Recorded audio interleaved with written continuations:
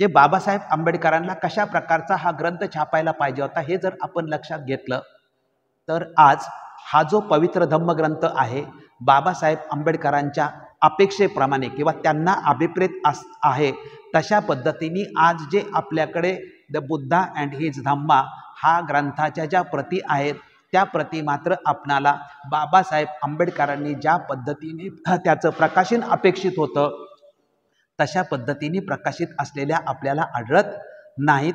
हे वास्तव आहे, याचाही अनुयायांनी विचार करण्याची आवश्यकता आहे। कारण हा जो ग्रंथ आहे हा ग्रंथ इतर ग्रंथांच्या प्रमाणे नाही, हा एक धर्मग्रंथ आहे आणि हा धम्मग्रंथ जो आहे तो भावी पिढ्यांच्या साठी आपल्याला दिलेला आहे आणि बाबासाहेब आंबेडकरांनी याला बुद्धिस्ट बायबल म्हणण्याचा आग्रह सुद्धा धरलेला आहे। त्यामुळे हा पवित्र धम्मग्रंथ आपला आहे। मग त्या धम्मग्रंथाचा आकार कसला असला पाहिजे, त्याची जाडी किती, रुंदी किती, प्रत्येक पानावर ओळी किती, हे सर्व बाबासाहेब आंबेडकरांनी सांगितलेलं आहे। त्यामुळे इतर ग्रंथांच्या पेक्षा हा वेगळा धम्मग्रंथ असला पाहिजे हे याच्यातून प्रतीत होत आहे। परंतु प्रत्यक्षात मात्र आपल्याला गेल्या 60-70 वर्षामध्ये जे आपण ग्रंथ आपल्यापर्यंत प्रती आलेल्या आहेत ते मात्र बाबासाहेब आंबेडकरांच्या ह्या वर्णनाप्रमाणे असलेल्या आपल्याला आढळत नाही।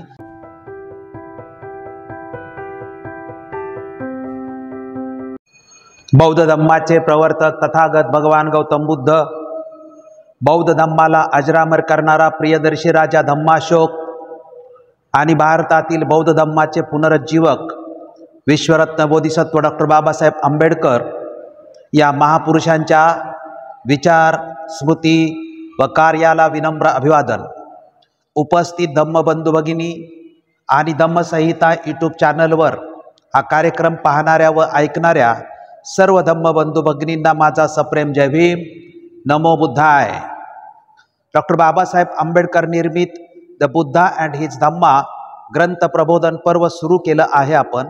त्या उपक्रमाचा उद्देश अथवा संदेश हा आहे की 14 ऑक्टोबर 1956 रोजी डॉक्टर बाबासाहेब आंबेडकर यांनी भारतात बौद्ध धम्माचे पुनरुज्जीवन केले।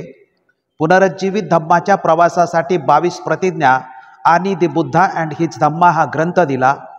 प्रतिज्ञा व ग्रंथावर आधारित त्यांनी बौद्ध जीवन पद्धती म्हणजे आचारसंहिता बनवण्याचे जाहीर केले होते। परंतु धम्मदीक्षेनंतर अवघ्या 53 दिवसात महापरिनिर्वाण झाल्यामुळे हे काम होऊ शकले नाही। बाबासाहेबांनंतरही हे प्रयत्न झाले परंतु ते यशस्वी झाले नाहीत। अनुशासनाशिवाय धम्म प्रवास सुरू आहे।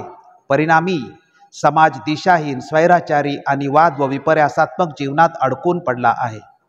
डॉक्टर बाबासाहेब आंबेडकर पुनरुज्जीवित धम्माच्या विकासासाठी त्यांनी दिलेल्या प्रतिज्ञा व ग्रंथावर आधारित बौद्ध जीवन पद्धती म्हणजेच बौद्ध आचारसंहिता निर्माण होणे आवश्यक आहे। अशी बौद्ध आचारसंहिता धम्मसंहिता या शीर्षकाअंतर्गत निर्माण करण्यात यावी, यासाठी आम्ही गेली 38 वर्ष निरंतरपणे कार्यरत आहोत। सर्व बौद्ध अनुयायाद्वारे धम्मसंहिता निर्माण व्हावी हा संदेश देण्याच्या हेतूने हे प्रबोधन पर्व सुरू केलेले आहे। विषय सुरू करण्यापूर्वी आपणा सर्वांना प्रथम एक नम्र विनंती आहे की डॉक्टर बाबासाहेब आंबेडकर निर्मित the Buddha and his Dhamma या ग्रंथाच्या प्रबोधन पर्वाचा उपक्रम जुलै 2023 पासून आम्ही सुरू केलेला आहे। या प्रबोधन पर्वाच्या अभ्यासक्रमातील दुसरा टप्पा ग्रंथाच्या पूर्वपीठिकेचा सुरू आहे। दुसऱ्या टप्प्याचे 18 भाग संपन्न झालेले असून आजचा 19वा भाग आहे। आम्ही सुरू केलेल्या या उपक्रमाचे आत्तापर्यंत 134 व्हिडिओ धम्मसंहिता यूट्यूब चॅनलवर लोड केले आहेत। जर आपणाला हा उपक्रम आवडत असेल, योग्य वाटत असेल तर मग आपले धम्म कर्तव्य समजून आपण आपल्या कुटुंबीय, मित्रमंडळी, नातेवाईक व आपल्या मोबाईलमधील सर्व ग्रुपवर हे व्हिडिओ फॉरवर्ड करावेत आणि आमच्या उपक्रमाला प्रेरित करावे। याचबरोबर आपण आणि आपल्या संपर्कातील सर्वांना धम्मसंहिता यूट्यूब चॅनलला सबस्क्राईब करण्यासाठी सांगावे ही विनंती। आम्ही सुरू केलेल्या उपक्रमाला महाराष्ट्राच्या कानाकोपऱ्यातून हळूहळू चांगला व सकारात्मक प्रतिसाद मिळत आहे। प्रतिसाद देणाऱ्या सर्व धम्मबंधू भगिनींचे जाहीर आभार मानतो आणि विषयाला प्रारंभ करतो। आजच्या 19व्या भागाच्या विषयाचे शीर्षक आहे द बुद्धा अँड हिज धम्मा ग्रंथाची छपाई, प्रकाशन आणि परीक्षण। शीर्षकाचे स्पष्टीकरण असे आहे की डॉक्टर बाबासाहेब आंबेडकरांनी लिहिलेला ग्रंथ त्यांच्या हयातीतच प्रकाशित व्हावा अशी त्यांची तीव्र इच्छा होती। त्यासाठी त्यांनी प्रयत्नही केले होते, परंतु ग्रंथ प्रकाशित होऊ शकला नाही. त्यांच्या महापरिनिर्वाणानंतर 1 वर्षांनी हा ग्रंथ प्रकाशित झाला. ग्रंथ प्रकाशित झाल्यानंतर काही जर्नलमध्ये ग्रंथावर प्रश्नचिन्ह निर्माण करणारे जे परीक्षण छापून आले त्याचे स्पष्टीकरण बाबासाहेबांनी दिले असते, परंतु त्यांच्या पश्चात हा ग्रंथ प्रकाशित झाल्यामुळे ते देऊ शकले नाहीत. या ग्रंथाच्या छापाईसाठी त्यांनी केलेले प्रयत्न, त्यांना अभिप्रेत असे धम्माचे प्रकाशन स्वरूप नेमके कसे हवे होते तसे झालेले आहे की नाही, तसेच प्रत्यक्ष झालेले प्रकाशित ग्रंथाचे स्वरूप कसे आहे आणि प्रकाशनानंतर ग्रंथाचे झालेले परीक्षण याचे संपूर्ण स्पष्टीकरण या शीर्षकांतर्गत आम्ही करण्याचा प्रयत्न केलेला आहे. आजचा जो विषय आहे त्या विषयाचे आधारभूत जे ग्रंथ आहेत तेही ग्रंथ आपणासमोर सादर करतो. पहिला ग्रंथ आहे की धनंजय कीर यांचं डॉक्टर बाबासाहेब आंबेडकर, पॉप्युलर प्रकाशन, मुंबई. दुसरा ग्रंथ आहे डॉक्टर बाबासाहेब आंबेडकरांची भाषणे खंड 1 बुद्ध धम्म विषयक भाषणे, याचे संपादक आहेत प्रकाश खरात, सुगावा प्रकाशन. तिसरा ग्रंथ आहे डॉक्टर भारतरत्न डॉक्टर भीमराव रामजी आंबेडकर, भगवान बुद्ध आणि त्यांचा धम्म, अनुवाद घनश्याम तळवटकर, प्राचार्य मबी चिटणीस शास्त्री रेगे, प्रकाशक Siddharth Prakashan, People's Education Society, Fort, Mumbai, याची 21वी 2007ची आवृत्ती. चौथा आहे की प्रदीप गायकवाड बोधिसत्व प्रेरणेचा शोध, अध्यक्षीय भाषण. आणि 5वा भारतातील बुद्ध धम्माचा इतिहास. या 5 ग्रंथाच्या आधारावरती आजचा विषय आम्ही आपणासमोर सादर करणार आहोत. विषयाचा उद्देश 3 प्रमुख उद्देश आहेत आजच्या विषयाचे. त्याच्यातला पहिला उद्देश आहे की बाबासाहेबांनी ग्रंथ छापण्यासाठी जे प्रयत्न केले होते त्याचे स्पष्टीकरण, म्हणजे बाबासाहेब आंबेडकरांची त्यांच्या आयुष्यामध्येच म्हणजे त्यांच्या हयातीतच हा ग्रंथ आणि विशेषतः धम्मदीक्षेच्या अगोदर हा ग्रंथ प्रकाशित व्हावा अशी त्यांची तीव्र इच्छा होती आणि त्यासाठी त्यांनी अथक प्रयत्न सुद्धा केलेले होते. ते नेमके प्रयत्न बाबासाहेब आंबेडकरांनी काय केले होते त्याचं स्पष्टीकरण आपणासमोर करण्याच्या उद्देशाने हा विषय आपणासमोर सादर करीत आहोत.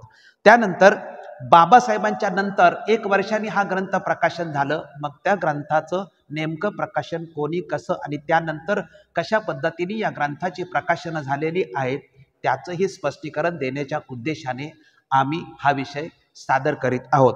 त्यानंतर तिसरा आमचा उद्देश आहे की डॉक्टर बाबासाहेब आंबेडकरांचा ग्रंथ प्रकाशित झाल्यानंतर त्या ग्रंथाच्या विरोधात नेमकी कोणी भूमिका घेतली व त्या भूमिकेचा नेमका काय परिणाम झाला याचे स्पष्टीकरण करण्याचा आमचा उद्देश आहे. त्यामुळे या 3 प्रमुख उद्देशासाठी डॉक्टर बाबासाहेब आंबेडकर निर्मित बुद्ध अँड हिज धम्मा या ग्रंथाचं जे छापाई, प्रकाशन आणि परीक्षण झालेलं आहे तो विषय आम्ही आपणासमोर सादर करीत आहोत. साधारणपणे या विषयाची पार्श्वभूमी आपण लक्षात घेतली पाहिजे. द बुद्धा अँड हिज धम्मा हा ग्रंथ प्रथम 1957 साली इंग्रजीत, 1961 साली हिंदीत आणि 1970 साली मराठीत प्रकाशित झाला. त्यानंतर अनेक भाषा हा ग्रंथ प्रकाशित झालेला आहे. इंग्रजी ग्रंथ प्रकाशित होऊन 67 वर्ष झाली, हिंदी ग्रंथ प्रकाशित होऊन 63 वर्ष झाली, मराठी ग्रंथ प्रकाशित होऊन 54 वर्ष झाली. डॉक्टर बाबासाहेब आंबेडकर पुनरुज्जीवित धम्माचा हा एकमेव धर्मग्रंथ म्हणून बौद्ध अनुयायांनी याला मान्यताही दिलेली आहे. हा ग्रंथ बौद्धांच्या धार्मिक, सामाजिक व सांस्कृतिक क्षेत्रातील प्रवासाचा ग्रंथ आहे. असे असले तरी या धर्मग्रंथावर आधारित प्रवासासाठी बौद्ध जीवन पद्धती मात्र आजपर्यंत निर्माण झालेली नाही हे वास्तव आहे. धर्मग्रंथ असूनही बौद्ध अनुयायामध्ये व्यक्तिगत आणि सांघिक पातळीवरती धार्मिक, सामाजिक व सांस्कृतिक क्षेत्रामधील प्रात्यक्षिकामध्ये विसंगती असलेली आज आपल्याला आढळते. या पार्श्वभूमीवर ग्रंथाच्या आराखड्याचा विषय आपण अगोदर सादर केला होता आणि आज आपण छापाई, प्रकाशन आणि परीक्षण हा विषय सादर करीत आहोत. बुद्धा अँड हिज धम्मा ग्रंथ समजण्यासाठी ही पार्श्वभूमी समजून घेणं अतिशय आवश्यक आहे. आम्ही हा ग्रंथ समजून घेण्यासाठी जी पार्श्वभूमी गेल्या 9 महिन्यामध्ये आपणासमोर सादर करीत आहे त्याच्यातला पहिला भाग आम्ही आपणासमोर सादर केला होता. तो जुलै महिन्यापासून जवळजवळ 18 भागामध्ये तो भाग आम्ही सादर केला होता. डॉक्टर बाबासाहेब आंबेडकरांचा म्हणजे पहिला जो भाग होता तो डॉक्टर बाबासाहेब आंबेडकरांचा बौद्ध धम्माशी संपर्क कसा आला आणि तो संपर्क विकसित होऊन डॉक्टर बाबासाहेब आंबेडकर धम्मदीक्षेच्या निर्णयापर्यंत कशा पद्धतीने गेले होते. म्हणजे 1907 साली 16व्या वर्षी मॅट्रिकची परीक्षा डॉक्टर बाबासाहेब आंबेडकर पास झाल्यानंतर त्यांना ते गुरुवर्य केळुस्कर गुरुजींचं जे पुस्तक मिळतं बुद्धाचं चरित्र, आणि ते चरित्र वाचल्यानंतर डॉक्टर बाबासाहेब आंबेडकर बुद्ध धम्माकडे वळलं असे प्रस्तावनेमध्येच त्यांनी कबूल केलं. म्हणजेच 1907 सालापासून ते 1956 सालापर्यंत डॉक्टर बाबासाहेब आंबेडकर यांचा बौद्ध धम्माशी संबंध, संपर्क, विकास कशा पद्धतीने झाला याचे पहिले 18 भाग आम्ही सविस्तरपणे आपणासमोर सादर केलेले आहेत. म्हणजे बाबासाहेब आंबेडकरांनी म्हणजे संपूर्ण जी प्रक्रिया आहे त्या प्रक्रियेचे जर विषय आपणाला समजावून घ्यायचे असतील तर त्या प्रक्रियेमध्ये आपण विषयांची यादी जर तुम्हाला सांगायची असेल तर ते आहे की आपण सुरुवात केली होती की बाबासाहेब आंबेडकरांचा बुद्धत्वाशी प्रसार कसा झाला, अस्पृश्यांची लोकसंख्या किती आहे, त्यानंतर देशांतर, धर्मांतर, नामांतर हा विषय सादर केला. अस्पृश्य हा हिंदूचा भाग नाही, त्याचा अल्पसंख्याक दर्जा पाहिजे, आंबेडकराद्वारे धर्मांतराचा दबाव, बौद्ध धम्माचा स्वीकार, प्रवासानी कबुली, बौद्ध धम्माची निश्चिती, बुद्धचरित्र, नंतर मुक्ती कोणपते, अस्पृश्यता, संत समाज परिषद, आदर्श बौद्ध समाजाची स्थापना, बाबासाहेबांचे लेख आणि भाषण, असे विविध आपण एकूण 18 एपिसोडमध्ये बाबासाहेब आंबेडकरांचा बौद्ध धर्माशी संबंध आणि त्याचा विकास कशा पद्धतीने झाला हा पहिला भाग सादर केला. त्यानंतर आपण अभ्यासक्रमानुसार दुसरा जो भाग सादर केला तो दुसरा भाग म्हणजे की संपूर्ण पाली बौद्ध साहित्याचा जो दुसरा भाग आहे, म्हणजे बाबासाहेब आंबेडकरांनी जगामध्ये जे पाली बौद्ध साहित्य आणि संपूर्ण बौद्ध साहित्य जे उपलब्ध आहे त्या उपलब्ध बौद्ध साहित्यातूनच डॉक्टर बाबासाहेब आंबेडकरांनी हा अतिशय परिश्रमपूर्वक बनवलेला ग्रंथ आपल्याला निर्माण करून दिलेला आहे. त्यामुळे हे संपूर्ण लिटरेचर काय आहे याचाही आपण समजून घेतल्याशिवाय बाबासाहेब आंबेडकरांनी कोणत्या ग्रंथातून कोणतं संदर्भ घेतलेले आहेत किंवा नेमक्या कुठल्या संदर्भाच्या आधारे हा ग्रंथ निर्माण केलेला आहे हे आपल्याला समजणार नाही. म्हणून आपण गेल्या 17 भागामध्ये पूर्वपीठिकेच्या माध्यमातून आपण संपूर्ण पाली साहित्य, मग आपण त्याचे विषय घेतले होते की बुद्ध आणि त्यांच्या धम्माचे भवितव्य, धम्मसंगीतीद्वारा त्रिपिटक निर्मिती, पिटकीय बुद्ध शासन आणि त्रिपिटक साहित्य, अनुपिटक साहित्य, नंतर मिलिंद प्रश्न, पाली बौद्ध साहित्याची अट्टकथा, पाली साहित्यातील टीका, वंश साहित्य, भारतातील बौद्ध धम्माचा उदय, विकास आणि अंत, बौद्ध धम्म जागतिक स्तरावरती कशा पद्धतीने गेला, बौद्ध संप्रदाय जगामध्ये विस्तार कसा झाला, श्रीलंकेचं योगदान, बौद्ध साहित्यात कशा पद्धतीची घालमेल झाली आणि त्या घालमेलीच्या शुद्धीकरणातून बाबासाहेब आंबेडकरांनी बुद्ध आणि त्यांचा धम्म या ग्रंथाची निर्मिती कशी केली, बुद्ध हे वैज्ञानिक क्रांतीचे जनक कसे आहेत, बुद्ध धम्म व अशोक पुन्हा भारताला मिळवून देणारे ब्रिटिश अधिकारी कोण होते, बौद्ध भारताची वास्तवता वर्णन करणारे चिनी प्रवासी, पाश्चात्य राष्ट्रात वैज्ञानिक दृष्टिकोनातून बुद्ध धम्माचा अभ्यास, आशिया खंडात बौद्ध धम्माचे पुनरुज्जीवन, अशा पद्धतीने हा जो दुसरा भाग आहे हा दुसरा भाग पण आपण आपल्या समोर गेल्या 17 भागामध्ये सादर केलेला आहे. म्हणजे पहिल्या भागात संपूर्ण बाबासाहेब आंबेडकरांचं बौद्ध धम्माशी संबंधित असणारा भाग सांगितला.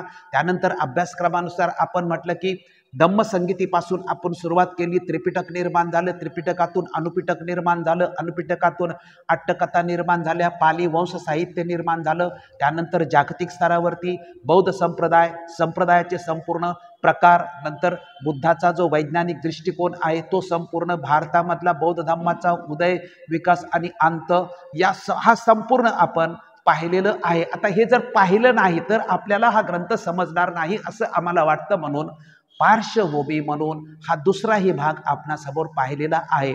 यात पूर्वपीठिकेमधला तिसरा भाग आपण जो सुरू केलेला आहे. आता हा दुसरा भाग जर आपण पाहिला नसता, म्हणजे पहिल्या भागातून आपली मानसिकता निर्माण काय झाली की बाबासाहेब आंबेडकरांचा 1907 सालापासून 1956 सालापर्यंत जर विचार केला तर 50 वर्ष डॉक्टर बाबासाहेब आंबेडकरांचा बौद्ध धम्माचा अभ्यास झाला आणि 50 वर्षाच्या अभ्यासातून आपल्याला धम्म दिला आणि त्या धम्माच्या प्रवासासाठी जो ग्रंथ दिला त्या ग्रंथाचा अभ्यास त्यांनी किती वर्ष केलेलं आहे त्याचं स्पष्टीकरण मी तुमच्यासमोर करणार आहे। परंतु भावी पिढ्यांच्या प्रवासासाठी या 50 वर्षाच्या अभ्यासातून बाबासाहेब आंबेडकरांनी आपल्याला जो ग्रंथ दिलेला आहे, हा ग्रंथ आपल्याला समजण्यासाठी ही पार्श्वभूमी आहे। जर आपण म्हणजे त्याचं एक साधं उदाहरण सांगतो की तुम्हाला त्रिपिटक कशासाठी सांगितलं, अनुपिटक कशासाठी सांगितलं, संपूर्ण जागतिक स्तरावरती साहित्य कशासाठी सांगितलं, त्याचं एक साधं उदाहरण देतो की जर आपल्याला जगामध्ये बौद्ध धर्माचे संप्रदाय किती आहेत हे जर आपल्याला माहीत नसेल तर डॉक्टर बाबासाहेब आंबेडकरांनी आपल्याला कोणता धम्म दिलेला आहे हे आपल्याला कळू शकतं का? म्हणजे जर बौद्ध धम्माचे प्रकारच आपल्याला माहीत नसतील आणि बाबासाहेब आंबेडकरांनी 14 ऑक्टोबर 1956ला जर जाहीर केलं असेल की हिनयान, महायान, वज्रयान, तंत्रयान, सहजयान, चक्रयान या यानाच्या प्रकारामधला कुठलाही प्रकार मी स्वीकारलेला नाही आणि मी 2500 वर्षापूर्वीचा मूळ शुद्ध आणि संप्रदाय विरहित बौद्ध धम्म स्वीकारलेला आहे, असं जे डॉक्टर बाबासाहेब आंबेडकरांनी जाहीर केलेलं आहे ते आपणाला हे संपूर्ण साहित्य समजून घेतल्याशिवाय अजिबात कळू शकत नाही। त्यामुळे हे संपूर्ण पार्श्वभूमी आपण गेल्या 9 महिन्यामध्ये सांगितलेली आहे। त्याच्यातले पार्श्वभूमीचा तिसरा प्रकार आम्ही 18व्या भागापासून म्हणजे गेल्या शनिवारपासून आपणासमोर सुरू केला। त्याच्यातला पहिला प्रकार आम्ही सांगितला की डॉक्टर बाबासाहेब आंबेडकरांनी द बुद्धा अँड हिज धम्मा हा जो ग्रंथ निर्माण केला, या ग्रंथाच्या निर्मितीचा जो आराखडा होता तो आराखडा आपल्या समोर गेल्या शनिवारी आम्ही सादर केलेला आहे।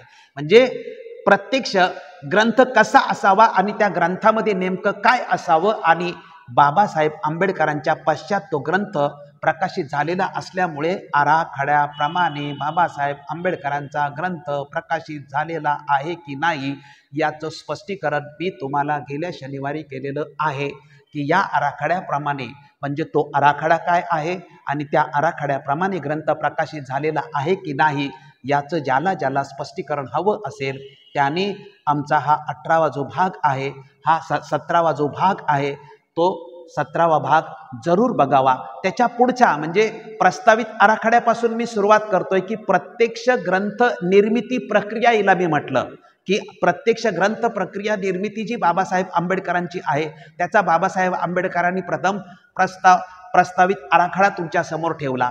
त्यानंतर बाबासाहेब आंबेडकरांनी आराखडा ठेवल्यानंतर संपूर्ण ग्रंथ लिहून झाल्यानंतर तो ग्रंथ नेमका छापायचा कसा, त्याची छपाई कशी झाली पाहिजे, त्याचं प्रकाशन कसं झालं पाहिजे आणि परीक्षण झाल्यानंतर त्याच्या प्रतिक्रिया काय असतील याच्या संदर्भात डॉक्टर बाबासाहेब आंबेडकरांच्या आपल्या स्वतःच्या संकल्पना होत्या, त्याही त्यांनी सांगितल्या होत्या की माझा जो हा धम्मग्रंथ पवित्र आहे एवढ्या मी अति परिश्रमाने आणि संपूर्ण आयुष्याची पुंजी आणि माझ्या आयुष्यातलं सर्वश्रेष्ठ जीवित कार्य आहे याचं स्पष्टीकरण मी अगोदर पण अनेक वेळा केलेलं आहे की बाबासाहेब आंबेडकरांनी जाहीर केलं की मी जेवढं माझ्या आयुष्यामध्ये काम केलं असेल त्याच्यातलं एकच काम जर शिल्लक राहणार असेल तर तो माझा बुद्ध आणि त्यांचा धम्म हा ग्रंथ असला पाहिजे। माझ्या जीवितातलं ते सर्वश्रेष्ठ कार्य आहे, हे त्यांच्या जीवितातलं सर्वश्रेष्ठ जे कार्य आहे ते कार्य म्हणजे बुद्ध आणि त्यांचा धम्म हा जो ग्रंथ आहे तो लिहून झाल्यानंतर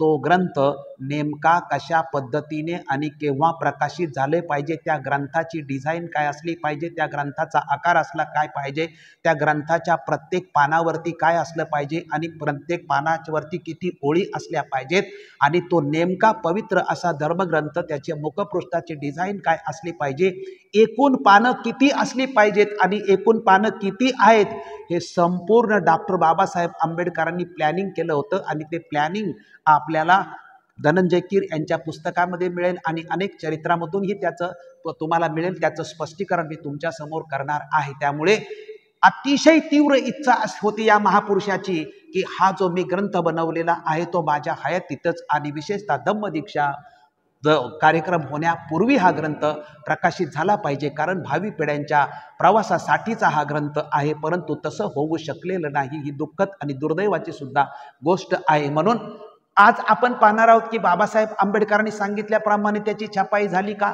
बाबासाहेब आंबेडकरांना अपेक्षित होता तशा पद्धतीने ग्रंथाचं प्रकाशन झालेलं आहे का, आणि जे परीक्षण झालं त्या परीक्षणामध्ये त्या ग्रंथावरती टीका करण्यात आली, त्या टीकेचं नेमके परिणाम काय झालं हे संपूर्ण आपण समजून घेतलं पाहिजे, कारण हे समजून घेतल्याशिवाय ग्रंथ तर आपण समजून घेणारच आहोत, परंतु ग्रंथाची पार्श्वभूमी जर आपल्याला समजली नाही तर मात्र मग आपल्याला नेमकं ग्रंथातून काय सांगायचं आहे ते कळणार नाही.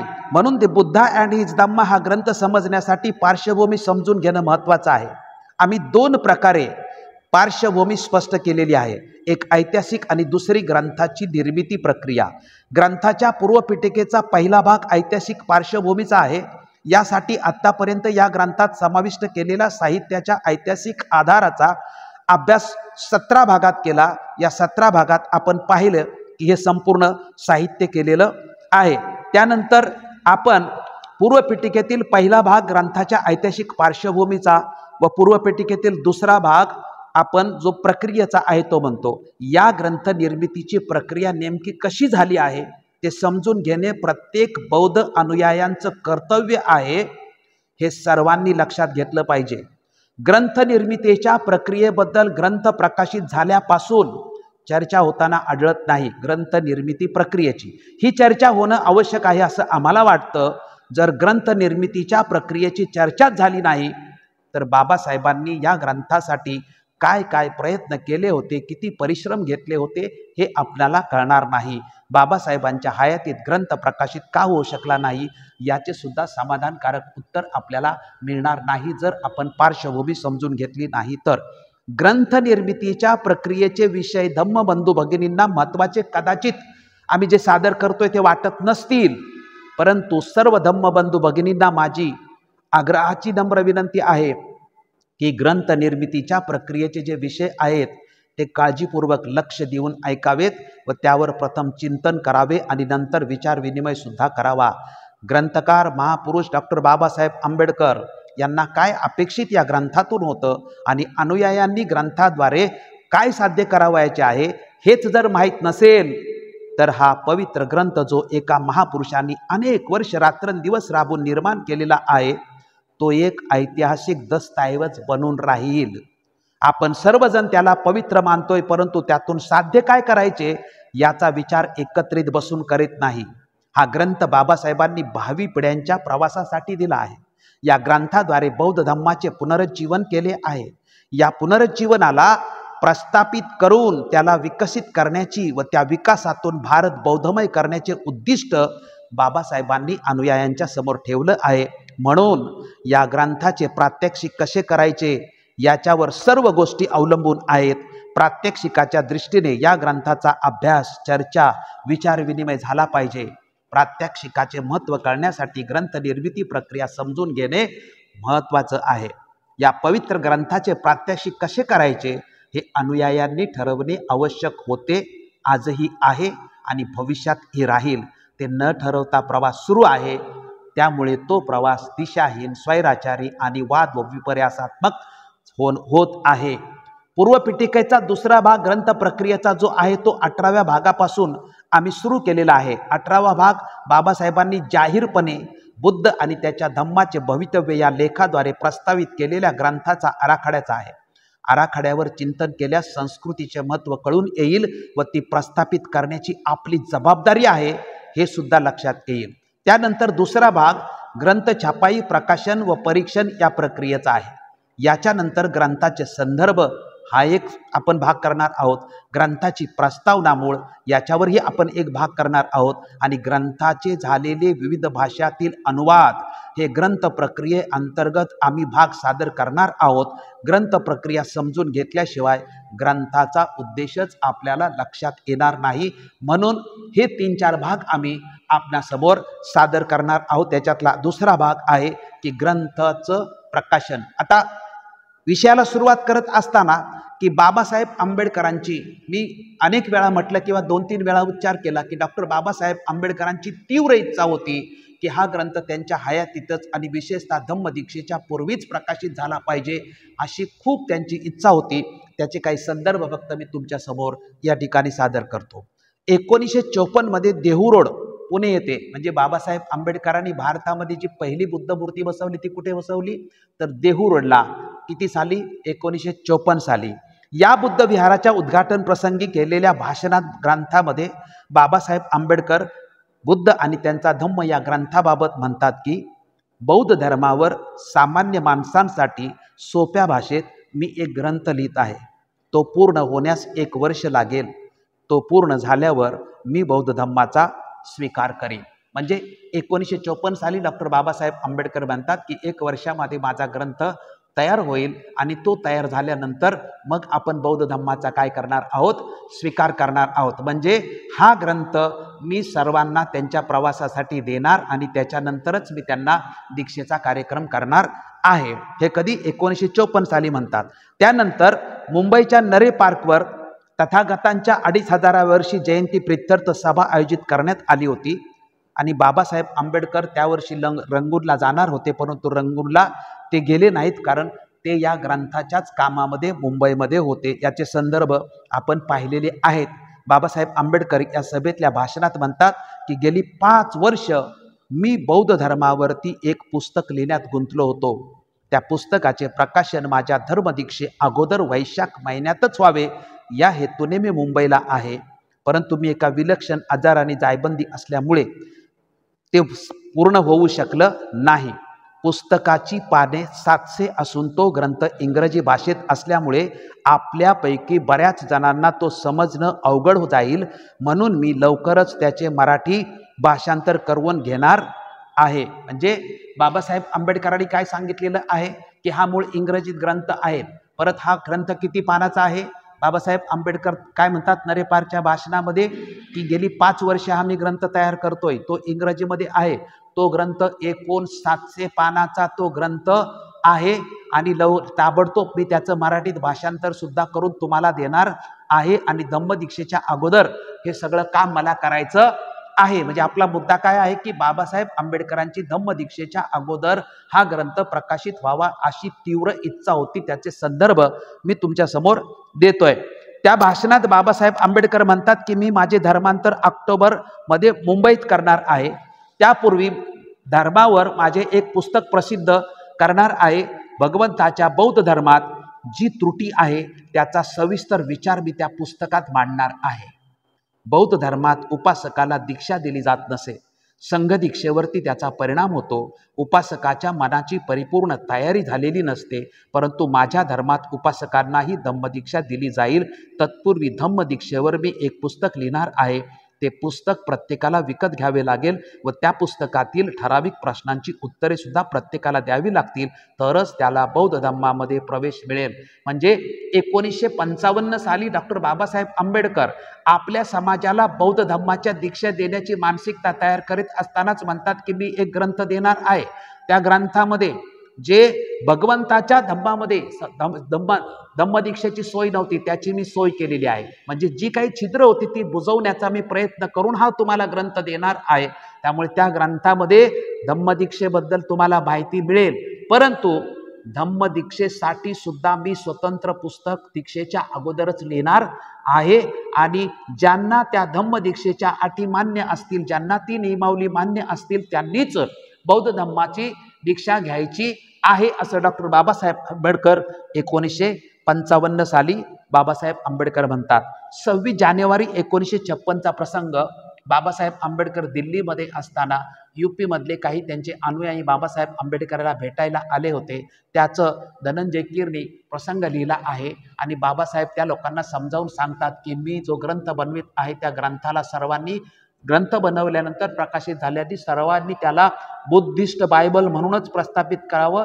ते बुद्धिस्ट बायबल मी बनवत आहे आणि लवकरच प्रकाशित करणार आहे आणि लवकरच ते प्रत्येक अनुयायांच्या पर्यंत पुस्तक कसं पोचल अशा पद्धतीने त्याची किंमत किंवा हे सर्व मी ठेवणार आहे. बाबासाहेब आंबेडकर समजावून सांगतात. तो प्रसंग आहे. 26 जानेवारी 1956ला नव्या दिल्लीत होणाऱ्या प्रजासत्ताक राज्याचा समारंभ पाहण्यासाठी आग्र्याहून 30 कार्यकर्ते आले होते. जेव्हा त्यांना कळले की आपले मार्गदर्शक बाबा दिल्लीत आहेत, तेव्हा ते सर्व 26 अलीपूर रोड येथे बाबा राहत होते तेथे येऊन पोहोचले. बाबा आपल्या वाचनाच्या खोलीतून बाहेर येऊन त्यांच्यामध्ये बसले. आपले मार्गदर्शक व उद्धारकर्ते आपल्यामध्ये येऊन बसलेले पाहून सर्वांना अतिशय आनंद झाला. बाबासाहेब म्हणाले, माझ्या पायांना त्रास होत आहे, चालता फिरताना त्रास होतो.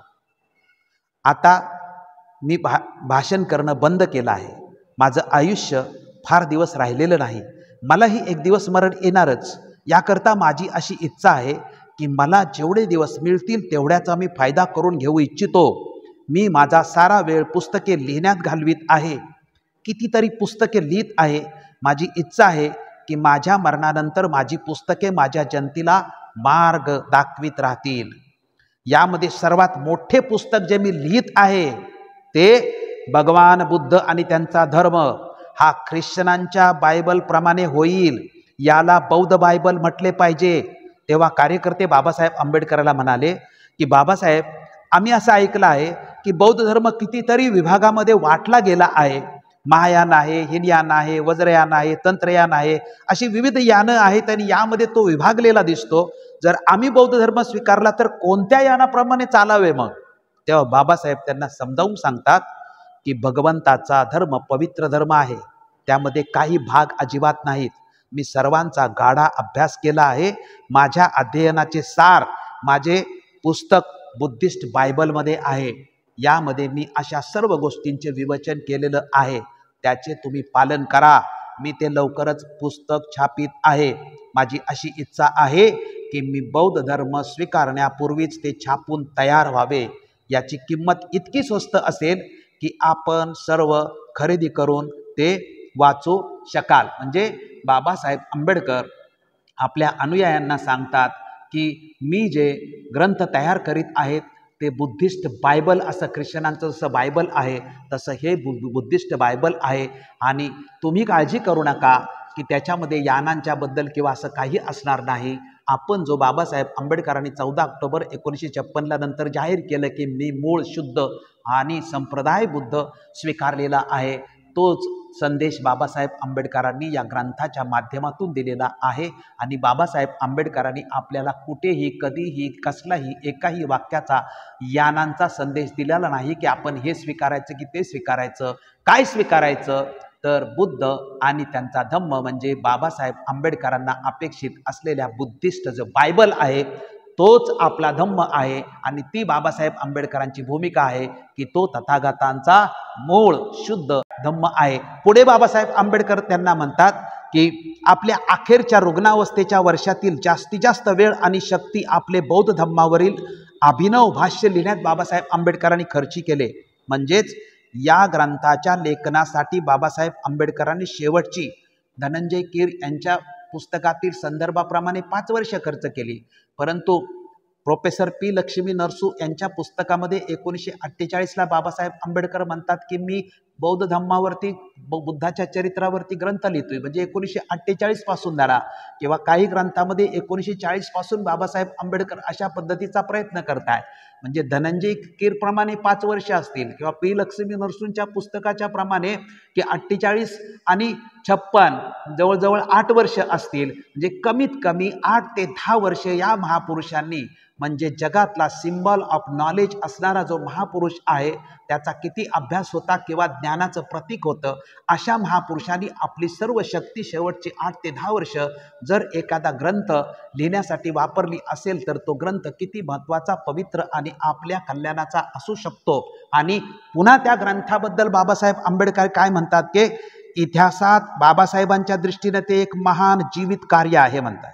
इतिहासात आपले स्मरण भारतातील बौद्ध धम्म प्रचार व प्रवर्तनाच्या संदर्भात व्हावे आणि आपला एकच ग्रंथ जर टिकणार असेल तर तो बुद्ध आणि त्यांचा धम्म हाच असावा, अशी बाबासाहेबांची इच्छा होती. त्यामुळे बाबासाहेब आंबेडकरांची धम्म दीक्षेपूर्वी ग्रंथ छापणे ही बाबासाहेब आंबेडकरांची किती तीव्र इच्छा होती हे मी काही 2-3 संदर्भच तुमच्या समोर सांगितले. परंतु बाबासाहेब आंबेडकरांच्या हयातीतच आणि धम्म दीक्षेपूर्वी हा ग्रंथ प्रकाशित व्हावा हे मात्र आपण शब्दात सांगू शकत नाही. ते मात्र त्यांच्या भावना या अतिशय अवघड आहेत. कारण तो ग्रंथ दिल्याशिवाय मला दीक्षेचा कार्यक्रम करायचा नाही हे प्रत्येक संदर्भामध्ये आपल्याला मिळतं, परंतु ग्रंथ प्रकाशित होऊ शकलेला नाही हे एक सत्य आहे. यानंतर आपण बाबासाहेब आंबेडकरांनी हा ग्रंथ प्रकाशित केला जरी नसला मुख्य ग्रंथ, तरी बाबासाहेब आंबेडकरांनी छोटा ग्रंथ प्रकाशित केलेला आहे हेही आपण लक्षात घेतलं पाहिजे. तो कुठला ग्रंथ तर हाच ग्रंथ बाबासाहेब आंबेडकरांनी मोठ्या प्रमाणात जरी प्रकाशित केला नसेल तर हा ग्रंथ बाबासाहेब आंबेडकरांनी छोट्या प्रमाणात प्रकाशित केलेला आहे. आणि तो प्रकाशित कसा केलेला आहे ते डॉक्टर बाबासाहेब आंबेडकरांनी गोस्पेल ऑफ बुद्धिझम या नावाने बाबासाहेब आंबेडकरांनी ग्रंथ प्रकाशित केला होता. हा ग्रंथ कशासाठी प्रकाशित केला होता तर बाबासाहेब आंबेडकरांनी काही बौद्ध आणि अबौद्ध विद्वानांच्याकडे हा जो ग्रंथ आहे या ग्रंथांचं ओपिनियन म्हणजे अनेक विद्वानांच्याकडे जे बौद्ध विद्वान आहेत किंवा अबौद्ध विद्वान आहेत भारतात आणि बाहेरच्या सुद्धा विद्वानांच्याकडे बाबासाहेब आंबेडकरांनी त्या प्रती बाबासाहेब आंबेडकरांनी छापल्या होत्या. आणि त्या प्रती बाबासाहेब आंबेडकरांनी म्हणजे परीक्षणासाठी म्हणा किंवा ओपिनियनसाठी पाठवल्या होत्या. त्यामुळे एक प्रकारे की बाबासाहेब आंबेडकरांनी छोट्या प्रमाणात पण हे पुस्तक गोस्पेल ऑफ बुद्धिझम या नावाने बाबासाहेब आंबेडकरांनी छापून त्या अशा ज्या प्रती आहेत त्या प्रती बाबासाहेब आंबेडकर धनंजय कीरांच्या पॉप्युलर प्रकाशन पृष्ठ क्रमांक 543 वर धनंजय कीर लिहितात की बुद्ध आणि त्यांचा धम्म हा ग्रंथ प्रथम बुद्ध अँड हिज गॉस्पेल या नावाने मित्रमंडळींच्या खाजगी वाचनासाठी छापण्यात आला होता. सुमारे 50 प्रती तज्ज्ञांचे खाजगी मत घेण्यासाठी पाठवण्यात आल्या. फेब्रुवारी 1956 मध्ये त्याला 2 अधिक प्रकरणे जोडण्यात आली आणि त्याचे नाव ईश्वर नाही आणि आत्मा नाही आणि पुढे त्यात ही 2 आणखी प्रकरणे घालून हल्लीच्या नावाने तो प्रकाशित झाला. गोस्पेल ऑफ बुद्धिझम नंतर 2 प्रकरणे समाविष्ट करून हा ग्रंथ छापण्यात आलेला आहे असं धनंजय कीर यांच्या पुस्तकातील पेज नंबर 543 पॉप्युलर प्रकाशनची ही आवृत्ती आहे यामध्ये म्हटलेलं आहे. त्याबद्दल ॲडव्होकेट BC कांबळे समग्र आंबेडकर चरित्र खंड 12वा यामध्ये जो उपोद्घात आहे भाग 103 ते 111 दिनांक 28 नोव्हेंबर 1987 रोजी प्रकाशित खंडात त्यांनी पुढील प्रमाणे लिहिलेलं आहे की धर्मांतरानंतर व डॉक्टर बाबासाहेब आंबेडकरांच्या हयातीत भगवान बुद्ध व त्यांचा धम्म या इंग्लिश ग्रंथाचे काम चालू होते. या ग्रंथाचे कच्च्या प्रतीतील पहिले नाव भगवान बुद्धांचे गॉस्पेल म्हणजे कंसात भगवान बुद्धांची पवित्र शिकवण असे होते. दुर्दैवाने हा ग्रंथ त्यांच्या हयातीत प्रसिद्ध होण्यापूर्वीच त्याचे महापरिनिर्वाण झाले व त्यानंतर ते प्रसिद्ध करण्यात आले. बाबासाहेबांनी स्थापलेल्या पीपल्स एज्युकेशन सोसायटी मार्फत ते प्रसिद्ध करण्यात आले. त्यावेळी RR भोळे हे बाबासाहेब आंबेडकरांचे एकेकाळचे सहकारी त्या सोसायटीचे चेअरमन होते. ते काँग्रेस पक्षात गेले होते. सदर प्रसिद्ध झालेल्या ग्रंथात बाबासाहेबांनी लिहिलेले व पहिल्या कच्च्या प्रतीत असलेले एक प्रकरण आढळून येत नाही. भगवान बुद्ध व त्यांचा धम्म या ग्रंथामध्ये त्यांनी जगातील मानवाला भगवान बुद्धाचा खरा मार्ग दाखवला आहे. एवढेच नव्हे तर जगातील सर्व मानवाचे कल्याण करावायचे असेल व जगातील मानवाचे सध्या न सुटणारे व ज्वलंत असलेले प्रश्न सोडवायचे असतील तर भगवान बुद्धाचा मार्ग मानवाला कसा तारू शकेल हे डॉक्टर बाबासाहेब आंबेडकरांनी केलेले बुद्ध धम्माचं विवेचन या ग्रंथामध्ये केलेलं आहे. त्यानंतर माशे मोरे यांनी गोस्पेल ऑफ बुद्धिझम बद्दल काय लिहिलेलं आहे की किती प्रती छापल्या याचे वेगवेगळे आकडे आहेत. परंतु माशे मोरे लिहितात की the Buddha and his gospel या नावाखाली या ग्रंथाच्या 60 प्रती छापून घेऊन त्या बौद्ध आणि अबौद्ध विद्वानांच्याकडे समीक्षेसाठी पाठवल्या. परंतु एकाही विद्वानांनी त्या ग्रंथावरती आपले मत प्रदर्शित केलेलं नाही.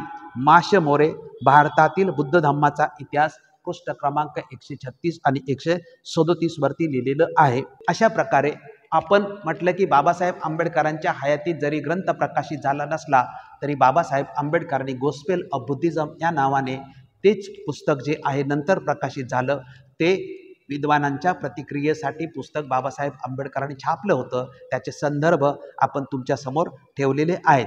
आता या ग्रंथाची जी सजावट आहे किंवा या ग्रंथ नेमका कशा पद्धतीने असला पाहिजे या ग्रंथाचं नेमकं स्वरूप काय असलं पाहिजे कशा म्हणजे छापायला दिल्यानंतर छापण्याचं स्वरूप काय ग्रंथाचं असलं पाहिजे याबद्दल बाबासाहेब आंबेडकरांनी नेमकं काय म्हटलेलं होतं त्याची माहिती तुम्हाला अधिकृतपणे संदर्भासहित देणं आवश्यक आहे. ते मी तुम्हाला येते.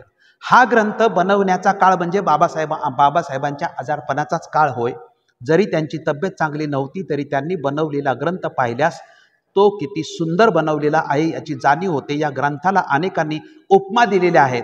काहींनी म्हटलं की हे सुंदर नियोजन आहे, काहींनी म्हटलं की मजबूत बांधणी आहे, सुंदर सजवलेला राजवाडा अशा उपमा दिलेल्या आहेत. बाबासाहेब ग्रंथाचा आकार मुखपृष्ठ याबद्दलही, मुखपृष्ठावरील डिझाईन, कलर याबाबतही अतिशय गंभीर होते. बाबासाहेब आंबेडकरांनी म्हटलं की पॉल केरस या लेखकाने गोस्पेल ऑफ बुद्धिझम या नावाचे पुस्तक प्रकाशित केलेलं आहे. बुद्धाची शिकवण या ग्रंथामध्ये दिली आहे. हा ग्रंथ जगात खूप लोकप्रिय होता.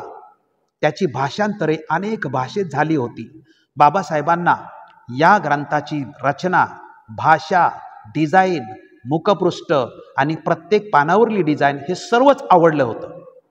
या ग्रंथाची डिझाईन जेनी वॉंग यांनी केली आहे. प्रत्येक पानावर विशिष्ट अशी डिझाईन आहे. या ग्रंथाचा विषय आणि बाबासाहेबांच्या ग्रंथाचा विषय तसा मिळता जुळताच.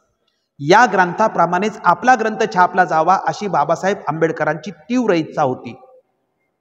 बाबासाहेब आंबेडकरांनी म्हणजे हे जे कोण आहेत, पॉल केरेस, आपण पाहिलं की पॉल केरेस यांचं पुस्तक जगप्रसिद्ध आहे. हे अमेरिकेचे लेखक आहेत आणि यांनी जे बुद्धाच्या लाईफ अँड टीचिंगवरती जो ग्रंथ लिहिलेला आहे त्या ग्रंथाची डिझाईन जी आहे जेनी वॉंग यांनी केलेली आहे. ते जेनी वॉंगनी म्हणजे त्याचं मुखपृष्ठ, त्यानंतर प्रत्येक पानावरती विशिष्ट असं हाताचं चित्र दाखवलेलं आहे. त्यानंतर जे लाईफ अँड टीचिंगमधले जे प्रसंग सांगितलेले आहेत बुद्धाचे किंवा बौद्ध तत्त्वज्ञानाचे, त्या प्रसंगानुसार चित्रसुद्धा काढण्यात आलेले आहे. अशी सुंदर म्हणजे डिझाईन त्या पुस्तकाची, पॉल केरसच्या पुस्तकाची डिझाईन केलेली आहे. आणि बाबासाहेब आंबेडकरांनी त्या पुस्तकात एकंदरीत किती ओळी आहेत, त्या पुस्तकाचा आकार किती आहे, म्हणजे त्याची उंची किती आहे, लांबी किती आहे, रुंदी किती आहे, हे सगळं माप घेतलं होतं. आणि त्या माप घेऊन त्याप्रमाणे आणि तशाच पद्धतीचा माझा धर्मग्रंथ झाला पाहिजे ही बाबासाहेब आंबेडकरांची इच्छा होती. आणि तसं त्यांनी शासरगे यांना पत्र लिहिलं होतं. त्या पत्रामध्ये बाबासाहेब आंबेडकरांनी असं म्हटलेलं आहे की या ग्रंथाचा म्हणजे त्यांनी 5 मे 1956 रोजी ग्रंथपाल शासरगे यांना पत्रात लिहिले आहे की मला जे पुस्तक प्रकाशित करावयाचे आहे ते जेनी वॉंग यांच्या Buddha his life and teaching या पुस्तकाच्या आकाराचे व नमुन्याप्रमाणे करावयाचे आहे. मुखपृष्ठाचा कलर व डिझाईन यासाठी सुद्धा बाबासाहेब आंबेडकरांनी सूचना केल्या होत्या. ग्रंथाचा फॉर्म सुपर रॉयल असला पाहिजे. प्रत्येक पृष्ठावरती 36 ओळीच असल्या पाहिजेत. जे बाबासाहेब आंबेडकरांना कशा प्रकारचा हा ग्रंथ छापायला पाहिजे होता हे जर आपण लक्षात घेतलं तर आज हा जो पवित्र धम्मग्रंथ आहे बाबासाहेब आंबेडकरांच्या अपेक्षेप्रमाणे किंवा त्यांना अभिप्रेत आहे तशा पद्धतीने आज जे आपल्याकडे द बुद्धा अँड हिज धम्मा हा ग्रंथाच्या ज्या प्रती आहेत त्या प्रती मात्र आपणाला बाबासाहेब आंबेडकरांनी ज्या पद्धतीने त्याचं प्रकाशन अपेक्षित होतं तशा पद्धतीने प्रकाशित असलेल्या आपल्याला आढळत नाहीत. हे वास्तव आहे. याचाही अनुयायांनी विचार करण्याची आवश्यकता आहे. कारण हा जो ग्रंथ आहे हा ग्रंथ इतर ग्रंथांच्या प्रमाणे नाही. हा एक धर्मग्रंथ आहे आणि हा धम्मग्रंथ जो आहे तो भावी पिढ्यांच्या साठी आपल्याला दिलेला आहे. आणि बाबासाहेब आंबेडकरांनी याला बुद्धिस्ट बायबल म्हणण्याचा आग्रहसुद्धा धरलेला आहे. त्यामुळे हा पवित्र धम्मग्रंथ आपला आहे. मग त्या धम्मग्रंथाचा आकार कसला असला पाहिजे, त्याची जाडी किती, रुंदी किती, प्रत्येक पानावर ओळी किती, हे सर्व बाबासाहेब आंबेडकरांनी सांगितलेलं आहे. त्यामुळे इतर ग्रंथांच्या पेक्षा हा वेगळा धम्मग्रंथ असला पाहिजे हे याच्यातून प्रतीत होत आहे. परंतु प्रत्यक्षात मात्र आपल्याला गेल्या 60-70 वर्षामध्ये जे आपण ग्रंथ आपल्यापर्यंत प्रती आलेल्या आहेत ते मात्र बाबासाहेब आंबेडकरांच्या ह्या वर्णनाप्रमाणे असलेल्या आपल्याला आढळत नाही. हे शिस्त आहे. हा बाबासाहेब आंबेडकरांचं अजूनही एक उदाहरण आहे ते म्हणजे की बाबासाहेब आंबेडकरांनी पंडित जवाहरलाल नेहरूंना पत्र लिहिलं होतं की माझ्या ग्रंथाच्या 500 प्रती गव्हर्नमेंट ऑफ इंडियाने घ्यावेत. कारण या ग्रंथाचा जो खर्च आहे तो खर्च त्याच्या माध्यमातून मला होईल. म्हणून वास्तविक 14 सप्टेंबर 1956 त्यांनी नेहरूंना 500 प्रती विकत घेण्यासाठी पत्र लिहिले होतं. परंतु पंडित जवाहरलाल नेहरूंनी त्याला नकार दिला. त्यानंतर ग्रंथाची जी पृष्ठसंख्या आहे म्हणजे एकूण 700 पानाचा ग्रंथ असला पाहिजे याचा संदर्भ जो दिला आहे तोही मी तुम्हाला सांगतो की ग्रंथाची पृष्ठसंख्या सुद्धा बाबासाहेबांनी जाहीर केली होती. महाराष्ट्र शासन शिक्षण विभागातर्फे प्रकाशित खंड क्रमांक 3 मध्ये पृष्ठ क्रमांक 467 वरती संदर्भ दिलेला आहे. 24 मे 1956 रोजी बुद्ध जयंतीच्या भाषणात डॉक्टर बाबासाहेब आंबेडकरांनी जाहीर केले आहे की माझा ग्रंथ 700 पानांचा आहे. असे असले तरी गोस्पेल आणि नंतर नाव बदलून प्रकाशित झालेले इंग्रजी, मराठी व हिंदी ग्रंथ आपल्याला 700 पानाचे असल्याचे आढळून येत नाही. ग्रंथाच्या भाषेबाबत डॉक्टर बाबासाहेब आंबेडकर त्यांची काय भूमिका होती तेही बाबासाहेब आंबेडकरांनी लिहून ठेवलेलं आहे आणि शास्त्री रेग्यांना सुद्धा ते सांगितलं आहे. बाबासाहेब आंबेडकर म्हणतात की अशा प्रकारचा एकमेव धर्मग्रंथ तयार करताना भाषेच्या बाबीकडे दुर्लक्ष केले जाता कामा नये. तो ग्रंथ अशाच जिवंत भाषेत लिहिला जावा की त्या भाषेने माणसाचे हृदय हेलावले जावे व त्याचे मन मंत्रमुग्ध व्हावे. ती भाषा रटाळ, कंटाळवाणी किंवा नुसतीच गंभीर आणि उगीचच भारदस्त असू नये. ग्रंथाच्या भाषाशैलीत लालित्य असावे, माधुर्य असावे. ती भाषा प्रासादिक, मनमोहक व ओजस्वी असावी, तरच ती लोकांच्या मनावर बिंबू शकेल, ठसू शकेल. त्यामुळे हा जो धम्मग्रंथ आहे या धम्मग्रंथाची भाषासुद्धा आणि त्या भाषेतला प्रत्येक शब्दसुद्धा कसा असला पाहिजे आणि तो लोकांच्या दृष्टिकोनातून कसा असला पाहिजे याबद्दल सुद्धा बाबासाहेब आंबेडकर गंभीर होते. म्हणजे ही जी मी तुमच्यासमोर जो बॅकग्राऊंड ठेवतोय की बाबासाहेब आंबेडकरांना ग्रंथ जो सादर करायचा होता तो इतर ग्रंथाप्रमाणे फक्त फॅक्ट्स अँड फिगर फक्त सादर करायच्या नाहीत, तर हा प्रवासासाठी असल्यामुळे लोकांच्या भावना मग त्या ग्रंथाच्या प्रत्येक शब्दामधून त्या कशा प्रतीत होतील, लोकांना कसं आवडेल, ते ऐकायला कसं योग्य वाटेल, या सर्व गोष्टींचा बाबासाहेब म्हणजे नुसता ग्रंथ आपण जर हातात घेतला तर ग्रंथ बघताच आपल्याकडे त्यामध्ये धर्मग्रंथाचं पावित्र्य मनामध्ये निर्माण झालं पाहिजे, अशा पद्धतीने त्याचं इम्प्रेशन असलं पाहिजे. प्रत्येक पान उलटलं तर तो धर्मग्रंथ प्रतीत झाला पाहिजे, अशी बाबासाहेब आंबेडकरांची भावना या एकंदरीत या सर्व याच्यावरून आपणाला दिसून येते. त्यामुळे बाबासाहेब आंबेडकरांचं ही जी भूमिका आहे.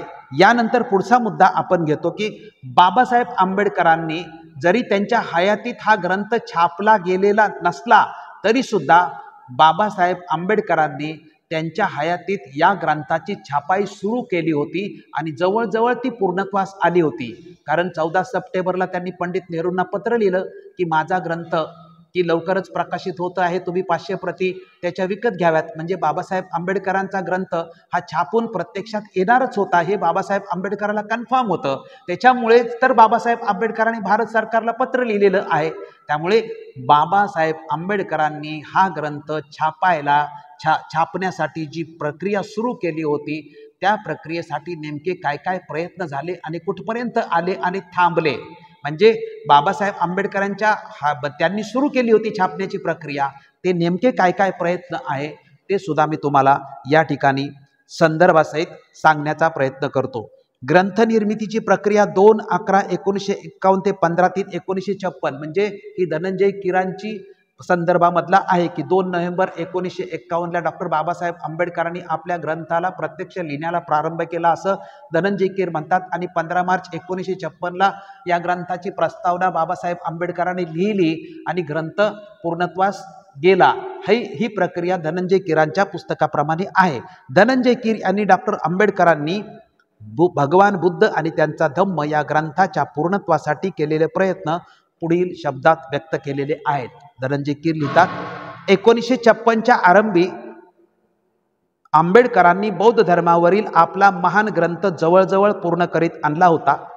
1951 सालच्या नोव्हेंबरमध्ये तो ग्रंथ लिहावयास त्यांनी आरंभ केला होता. बुद्ध आणि त्यांचा धम्म या ग्रंथाचे टंक लिखित अनेक वेळा सुधारण्यात आले, छंदक वरखाली करण्यात आले, त्याचे क्रमांक अनेक वेळा बदलण्यात आले, कधी कधी संपूर्ण प्रकरण पुन्हा लिहिण्यात आले. हे प्रचंड काम होते. हे काम त्यांचे वैयक्तिक कार्यवाह नानकचंद रट्टू आणि प्रकाशचंद यांनी अनेक महिने झटून केले. रट्टूंना मध्यरात्रीपूर्वी घरी जेवायला जायला सुद्धा फुरसत मिळत नव्हती. बुद्ध आणि त्यांचा धम्म हा ग्रंथ प्रथम बुद्ध अँड हिज गॉस्पेल या नावाने मित्रमंडळीच्या खाजगी वाचनासाठी छापण्यात आला. सुमारे 50 प्रती हा संदर्भ आपण ऑलरेडी बघितलेला आहे. ग्रंथ छापायची जबाबदारी जी आहे ती बाबासाहेब आंबेडकरांनी दिल्लीमधून पत्र लिहून मुंबईच्या सिद्धार्थ कॉलेजचे जे ग्रंथपाल होते शास्त्री रेगे यांच्याकडे ग्रंथ छापायची जबाबदारी सोपवली होती। त्याबद्दल बाबासाहेब आंबेडकरांनी काय लिहिलेलं आहे ते बघा। 5 मे 1956 रोजी त्यांनी सिद्धार्थ महाविद्यालयाचे ग्रंथपाल शास्त्री रेगे यांना लिहिले की एक निकडीचे काम आहे, त्यांच्याकडे तुम्ही लक्ष द्यावे। ते काम म्हणजे बुद्ध आणि त्यांचा धम्म या पुस्तकाचे प्रकाशन होय। ते म्हणाले, मला हे पुस्तक करावयाचे आहे आणि ते जेनी वॉंगच्या Buddha his life and teaching या पुस्तकाच्या आकाराचे व नमुन्याप्रमाणे करावयाचे आहे।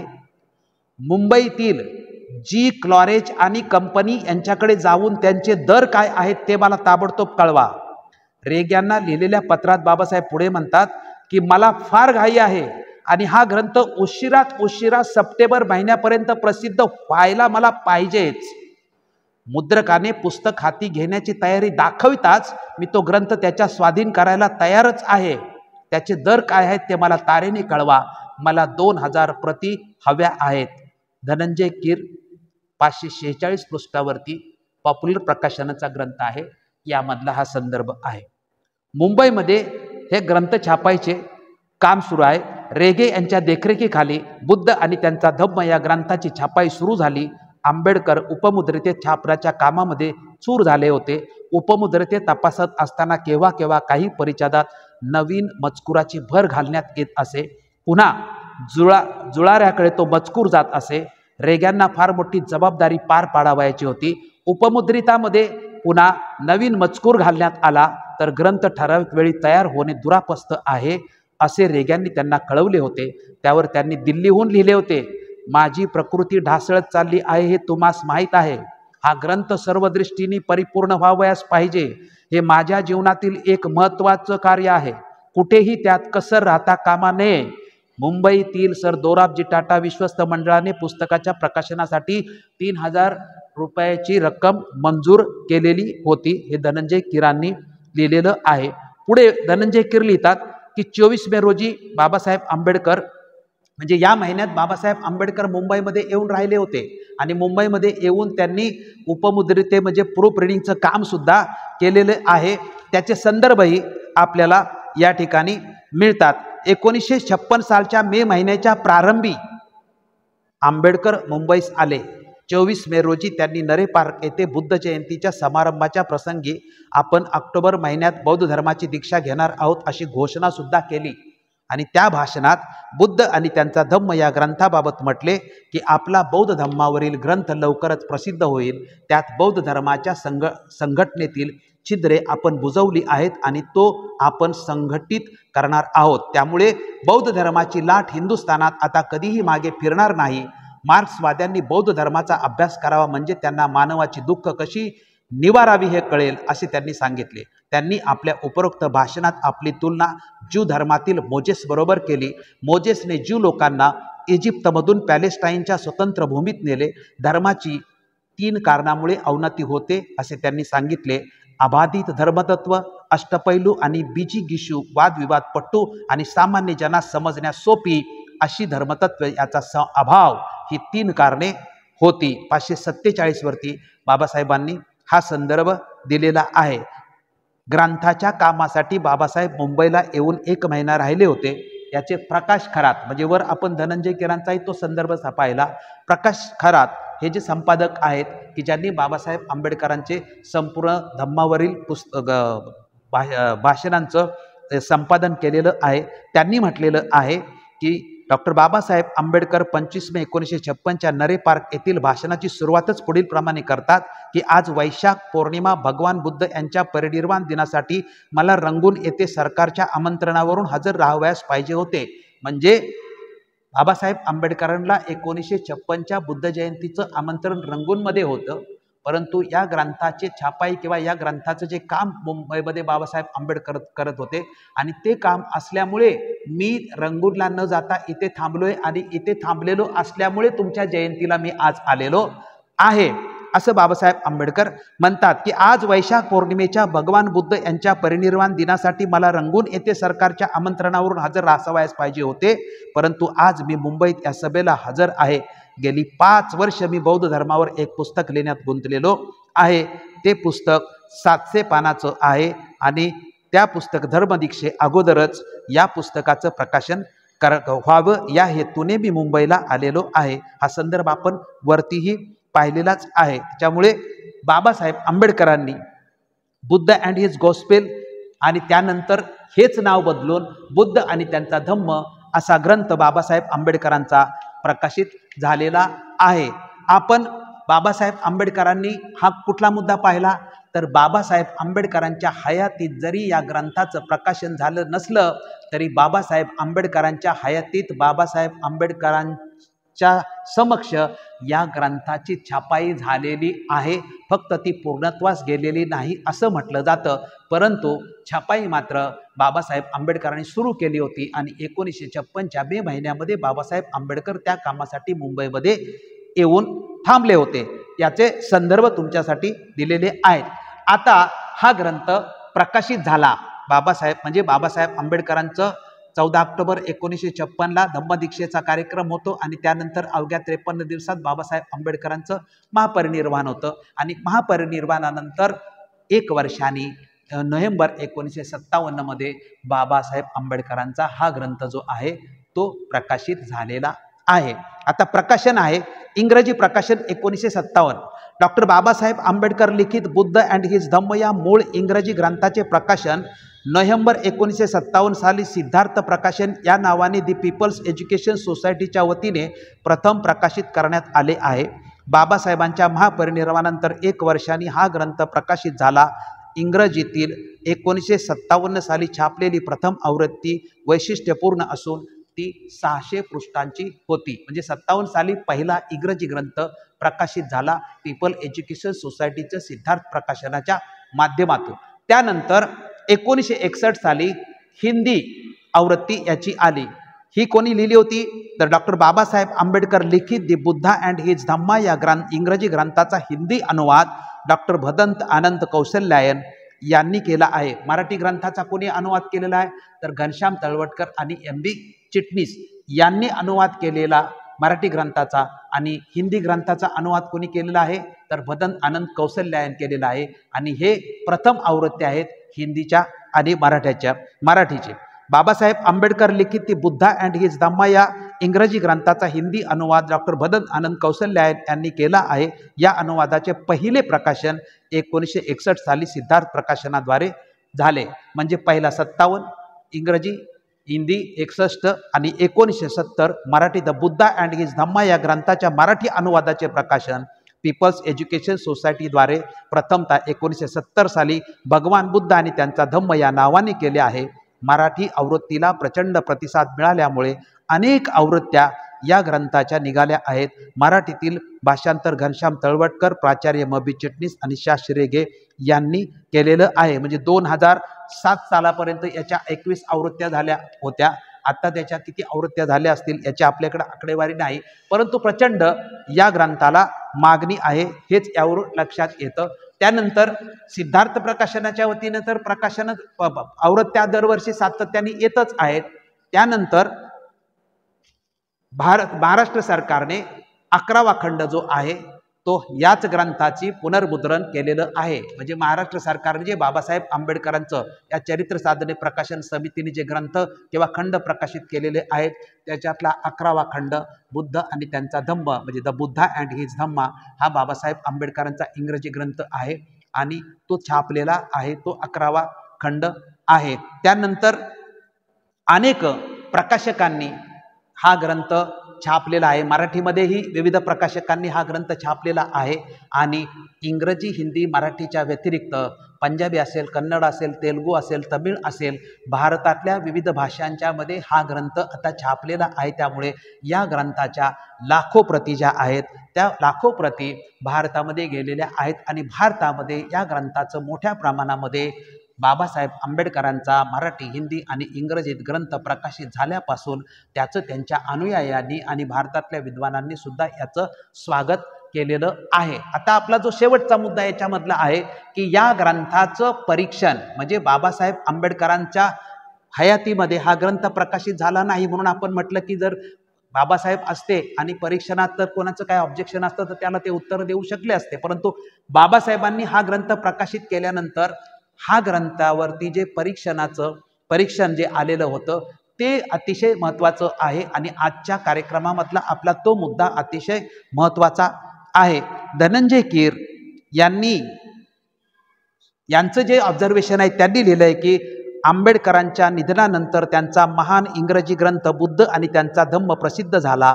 त्या ग्रंथात आंबेडकरांनी बौद्ध धर्माचा कोणता अर्थ लावला आहे आणि बौद्ध धर्म म्हणजे काय हे विशद केलेलं आहे. तो ग्रंथ काहीसा आत्मनिष्ठ आणि रसरळ आहे. एक आदर्श नमुना आहे. भाषा रेखीव आणि सतेज आहे. ते भव्य असे एक भाष्य आहे. त्यातला बुद्धिवाद रसरशीत आहे. महान ग्रंथात ग्रंथकाराचे वैशिष्ट्य दिसून येते. बुद्ध आणि त्यांचा धम्म हा खरोखर आंबेडकरांच्या व्यक्तिमत्वाचा आणि बुद्धाच्या तत्वज्ञानाचा रांधा आहे. जसे गीता रहस्य म्हणजे गीता आणि टिळक यांचा रांधा आहे असं कोण म्हणतंय? असं धनंजय कीर यांनी म्हटलेलं आहे.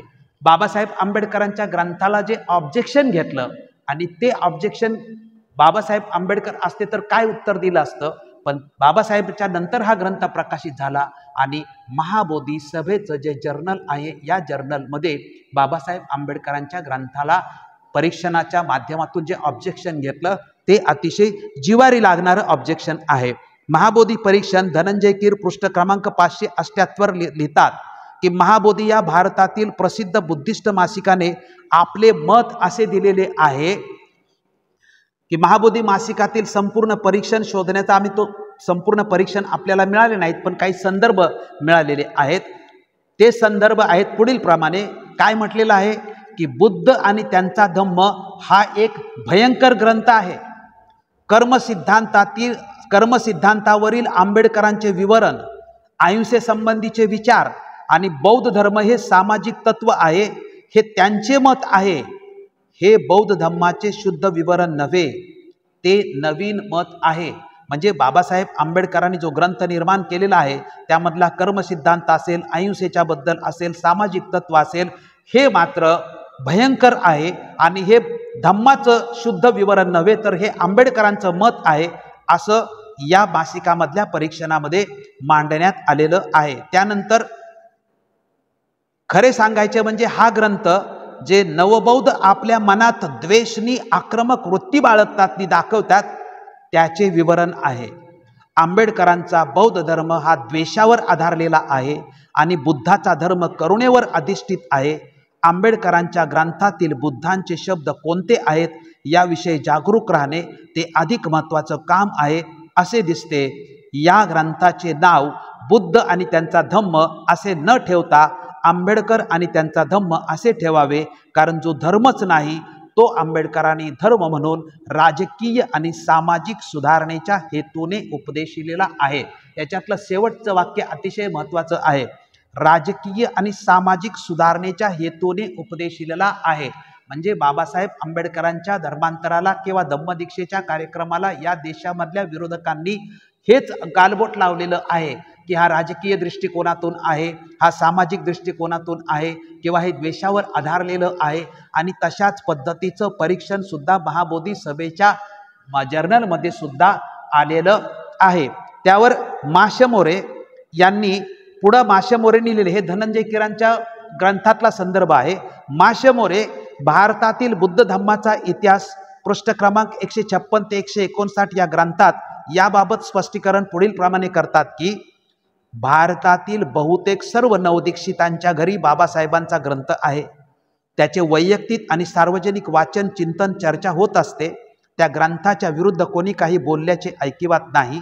बाबासाहेब शब्दप्रामाण्य मानणारे, विचार स्वातंत्र्याचे ते मोठे पुरस्कर्ते होते. असे असूनही त्यांच्या ग्रंथावर कोणी टीका केली नाही. याचा अर्थ असा की त्या ग्रंथातील शब्द ना शब्द लोकांना अर्थपूर्ण वाटत आहे. याला अपवाद म्हणजे कलकत्त्यातून प्रसिद्ध होणाऱ्या महाबोधी या नियतकालिकेच्या डिसेंबर 1970 सालच्या अंकात छापलेल्या एका इंग्लिश माणसाचा लेख.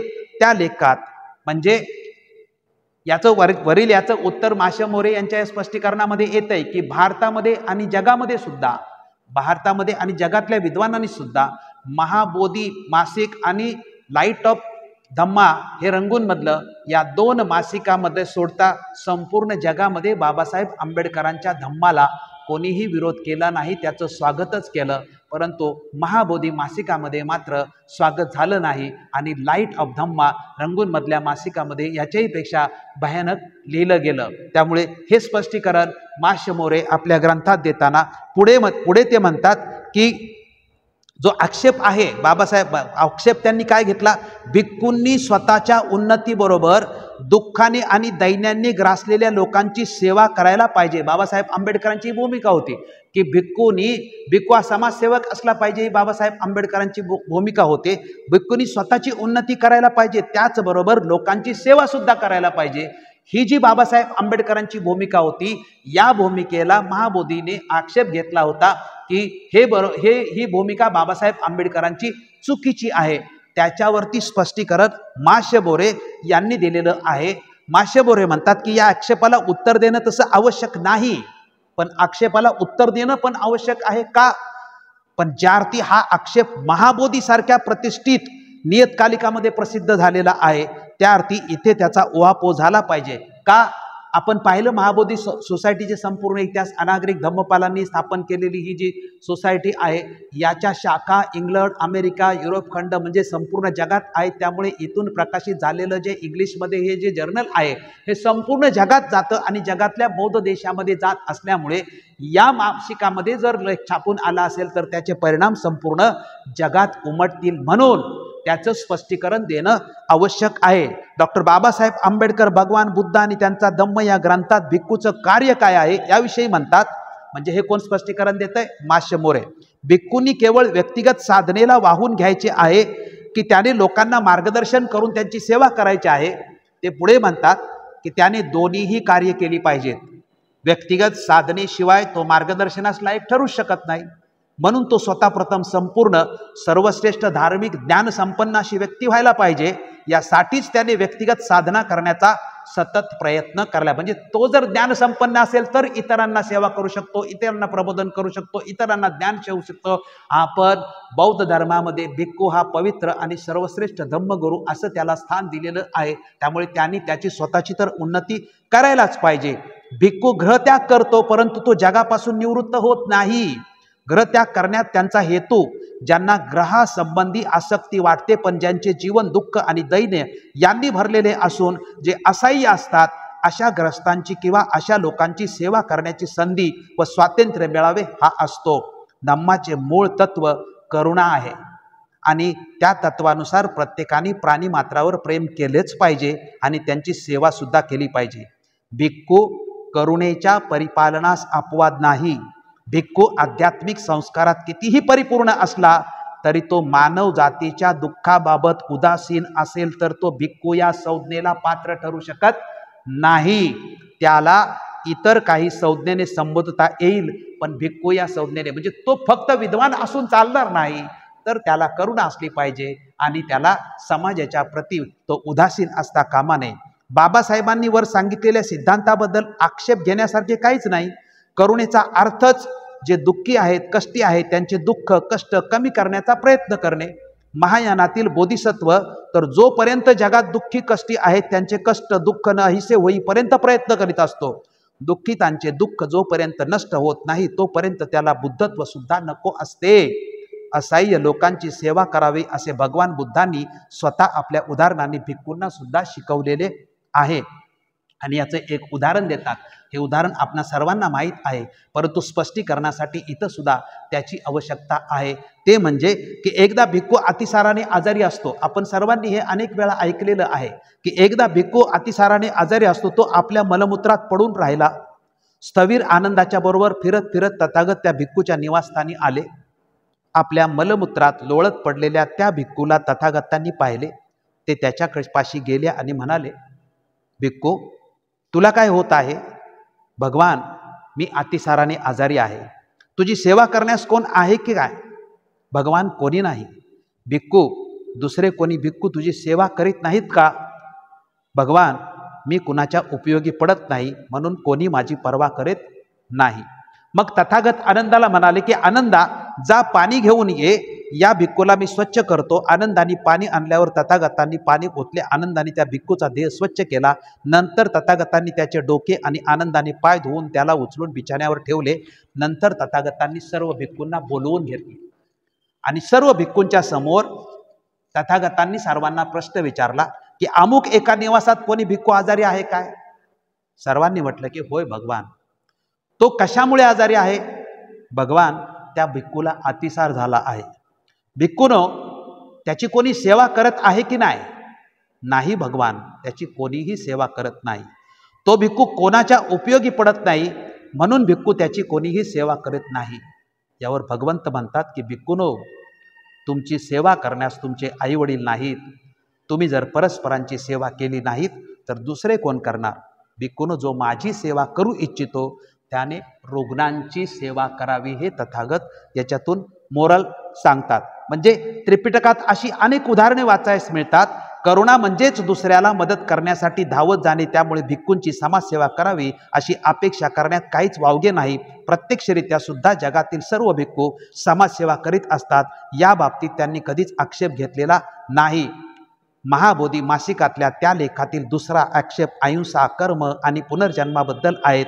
अहिंसा, कर्म आणि पुनर्जन्माबद्दल सविस्तर लिहिले आहे, त्यामुळे इथे त्याची पुनरावृत्ती करण्याची जरुरी नाही।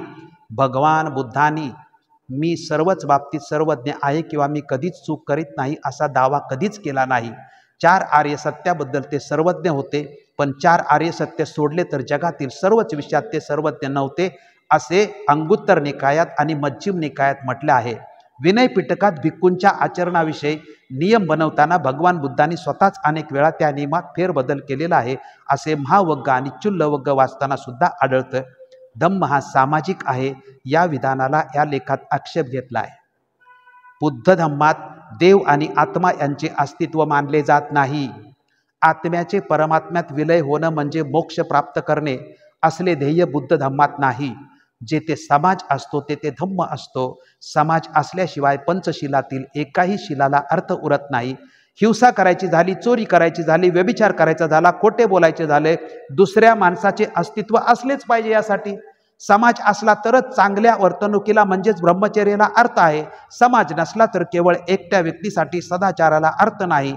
मैत्री आणि करुणा समाजासाठी आहे, धम्म हा माणसासाठी आहे, म्हणूनच धम्म सामाजिक आहे। महाबोधी नियतकालिकातील लेखात घेतलेल्या आक्षेपामध्ये काहीच अर्थ नाही। हे तुम्हाला वाचून किंवा हे स्पष्टीकरण अवश्य होतं, कारण बाबासाहेब आंबेडकरांच्या ग्रंथावरती अतिशय भयानक अशी टीका केली आणि तो ग्रंथ नाकारला गेलेला असल्यासारखंच होतं की हे चुकीचं आहे, ते चुकीचं आहे, ते चुकीचं आहे। परंतु जर महाबोधी मासिक सोडलं तर मात्र संपूर्ण जगामध्ये इतर कुणीही या ग्रंथावरती टीका केलेली नाही। आणि आपण पुढच्या याच्यामध्ये यासाठीच पाहणार आहे की बाबासाहेब आंबेडकरांनी बुद्ध आणि त्यांचा धम्म या ग्रंथामध्ये जे काही घेतलेलं आहे ते नेमकं कोठून घेतलेलं आहे, म्हणजे धम्माच्या साहित्यातलंच उपलब्ध असलेलं सगळं घेतलेलं असताना सुद्धा त्यावरती जर कोणी टीका करत असेल तर ती टीका ही मुद्दामहून केलेली टीका आहे, हेच त्याच्यातून सिद्ध होतं। कारण बाबासाहेब आंबेडकरांनी पहिल्यापासून शेवटपर्यंत जे घेतलेलं आहे त्या प्रत्येकाचे संदर्भ जवळजवळ 692 संदर्भ आहेत। ते संदर्भ सुद्धा आपण पुढच्या भागामध्ये सांगणार आहोत। त्यामुळे सुरुवातीपासून शेवटपर्यंत जे बाबासाहेब आंबेडकरांनी या ग्रंथामध्ये घेतलेलं आहे ते कुठल्या कुठल्या साहित्यातून घेतलेलं आहे हे सुद्धा असताना सुद्धा ही जी टीका केलेली आहे मुद्दामहून केलेली टीका आहे। यानंतर लाईट ऑफ धम्मा यामध्ये जो विरोध झालेला आहे तो धनंजय कीर यांनी 578 पानावरती लिहिलेलं आहे की रंगून येथील लाईट ऑफ धम्मा या मासिकाने आपले मत असे दिले आहे की हा ग्रंथ एका महापुरुषाने लिहिला आहे, परंतु दुर्दैवाने तो ग्रंथ महान नाही। ग्रंथकर्त्याच्या अंगी अनेक सद्गुण असले तरी हा ग्रंथ लिहावयास हा ग्रंथकर्ता पात्र नाही। आंबेडकरांनी त्या ग्रंथाच्या मूळ सूत्रात सुद्धा ढवळाढवळ केली आहे आणि जेव्हा बौद्ध धर्मातील मते त्यांना आपल्या मनात गैरसोयीची वाटली आहेत, ती बौद्ध धर्मातील मते भिक्षूंनी घुसडली आहेत असे म्हणून ग्रंथकर्त्याने त्याचा धिक्कार केला आहे। तथापि ग्रंथकार हा एक महान आणि चांगला मनुष्य होता। या ग्रंथाची शोकांतिका अशी आहे की तो ग्रंथ महानही नाही आणि चांगलाही नाही असे टीकाकारांनी अभिप्राय व्यक्त केलेले आहेत। त्यामुळे हा जो विरोधकांचा हा जो प्रचार झाला या दोन लेखांच्या मध्ये, याचा संपूर्ण जगावरती काय परिणाम झाला तर भारतात आणि भारताच्या बाहेर, भारतामधले जे बाबासाहेबांचे जे विरोधक होते त्यांचाही होता की हा द्वेषभावनेतून आहे किंवा हे सामाजिक आणि राजकीय उद्देशासाठी हे जे धर्मांतर आहे, तशाच पद्धतीने याचा आधार घेऊन असेल किंवा भारत सरकार असेल यांनीही जगामध्ये अशा पद्धतीचा प्रचार करण्यासाठी याचा म्हणजे प्रयत्न केलेला आहे। भारतात आणि भारताच्या बाहेर विरोधक मंडळींनी मोठ्या प्रमाणात प्रचार केला होता की बोधिसत्व बाबासाहेब आंबेडकरांचे धर्मांतर हे राजकीय आणि राजकीय आहे, धार्मिक नाही। आज सुद्धा असाच प्रचार केला जातो। या अपप्रचारामुळे जगात आणि विशेषतः बौद्ध जगतात बाबासाहेबांच्या धम्मदीक्षेचं जे अगोदर सकारात्मक वातावरण निर्माण झालं होतं ते नकारात्मक वातावरण निर्माण होण्यास प्रयत्न झाले आणि विरोधक यशस्वी झाले होते हा प्रचार करण्यासाठी।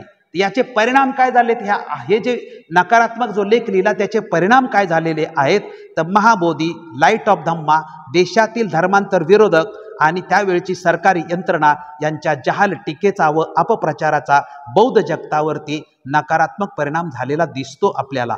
बोधिसत्व डॉक्टर बाबासाहेब आंबेडकर रचित बुद्ध आणि त्यांचा धम्म या ग्रंथाबाबत अनेक गैरसमज पसरवले गेले, टीकाही केली गेली। महाबोधी पत्रिकेत जीवक नावाच्या श्रामणेराच्या नावाने लेख प्रसिद्ध करण्यात आला होता। त्या लेखात या ग्रंथावर टीका आहे। टीका करताना हा ग्रंथच पूर्णपणे फेटाळून लावला। या ग्रंथाला बुद्ध आणि त्यांचा धम्म म्हणण्याच्या ऐवजी डॉक्टर आंबेडकर आणि त्यांचा धर्म म्हटले गेलेले आहे। त्यामुळे महाबोधी ही संस्था व तिच्याद्वारे प्रकाशित होत असलेले जर्नल जगात विविध देशात विशेषतः बौद्ध देशात जात होते। या टीकात्मक लेखाचा परिणाम जागतिक स्तरावर झाला। रंगूनमधून लाईट ऑफ धम्म असे जर्नल प्रकाशित होत होते, त्यामध्येही अशाच प्रकारचा टीकात्मक लेख लिहून हा ग्रंथ प्रकाशित झाला व बौद्ध जगतामध्ये नकारात्मक वातावरण निर्माण होण्यासाठी यामुळे मदत झाली। बोधिसत्व डॉक्टर बाबासाहेब आंबेडकरांच्या धम्मदीक्षेमुळे बौद्ध जगतात सकारात्मक प्रेरणादायी वातावरण निर्माण झाले होते। बाबासाहेब आंबेडकरांच्या धम्मदीक्षेची चर्चा जगात सकारात्मक गेली होती, परंतु त्या ग्रंथावर या दोन लेखाद्वारे जहाल तसेच विरोधकाद्वारे नकारात्मक टीका झाली। त्यामुळे जगतात बाबासाहेबांच्या धम्मदीक्षा आणि धर्मांतरित यांच्यामध्ये प्रेरणादायी वातावरण जे निर्माण झाले होते त्याच्यावर पाणी फेरण्याचा प्रयत्न या माध्यमातून करण्यात आलेला होता। जगातले बौद्ध बाबासाहेबांच्या पाठीमागे त्यामुळे उभे राहिलेले आपल्याला आढळत नाहीत। त्याला महाबोधी जर्नलमधील लेख जबाबदार आहे। जीवक नावाच्या व्यक्तीने लेख लिहिला, लाईट ऑफ एशियामध्ये हाच ग्रंथ नाकारला, या दोन जर्नलमध्ये ग्रंथ धिक्कारला, धर्मांतर राजकीय आहे असा प्रचार झालेला आहे। त्यामुळे बौद्ध जगतात आपली या संपूर्ण याच्यावरती काय जबाबदारी आहे अनुयायांची तर बौद्ध जगतात पसरवलेला हा जो गैरसमज आहे ही दूर करण्याची जबाबदारी भारतातील धर्मांतरित बौद्धांची आहे आणि भविष्यात ती राहील। आपण ही जबाबदारी पार पाडण्याची आवश्यकता आहे।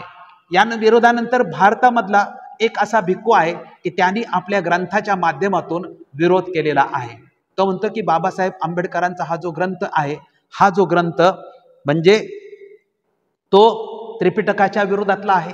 बाबासाहेब आंबेडकर यांनी आपल्या मनाचं याच्यामध्ये सगळं टाकलेलं आहे आणि डॉक्टर सुरेंद्र आज्ञात यांनी त्यांचं कुछ प्रश्न आणि कुछ उत्तर या ग्रंथामध्ये या भिक्खूंच्या संदर्भात, हा पंजाबमधला लुधियानामधला एक नंदवर्धन बोधी नावाचा भिक्खू आहे, त्यांनी एक स्वतःचं पुस्तक लिहिलेलं आहे आणि त्या पुस्तकामध्ये बाबासाहेब आंबेडकरांच्या ग्रंथाच्या विरोधात लिहिलेलं आहे। ते जसं तसं मी तुम्हाला हा फक्त संदर्भ वाचून दाखवण्याचा प्रयत्न करतो। बाबासाहेब आंबेडकर के महान ग्रंथ द बुद्ध एंड हिज धम्मा को हर सही सोच वाला व्यक्ति एक ऐसा महत्वपूर्ण ग्रंथ मानता है जिसमें बुद्धिज्म को वैज्ञानिक ढंग से विश्व के सामने प्रस्तुत किया है।